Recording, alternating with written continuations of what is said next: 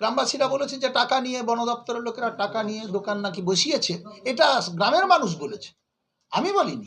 গ্রামের মানুষরা মিডিয়ার কাছে বলেছে যে এই বন দপ্তরের লোকেরাই কখনো 5,000, কখনো 6,000, কখনো 7,000 টাকা নিয়ে আমাদের দোকান বসিয়েছে। তার মানে বন দপ্তরে দুর্নীতি হচ্ছে এবং আপনার কাছে সেই খবর ছিল, আপনি আগে মন্ত্রিসভায় জানাননি কেন, বা আপনি কি আরো কোনো পদক্ষেপ না, আমি এর আগে আমার কোনো খবর ছিল না, আমি সেদিনকেই জেনেছি। আপনি ভিডিওতে বলছেন যে বন দপ্তরে একাধিক দুর্নীতি রয়েছে যেগুলো আমরা ফাঁস করে দেব। সেটা তো কাঠের ব্যাপার বলেছিলাম, টাকার ব্যাপার বলিনি। টাকার ব্যাপারটা গ্রামের লোক বলেছে, আমি কাঠের ব্যাপারটা বলেছি। কাঠের অনেক কিছু কাঠ ওরা করে।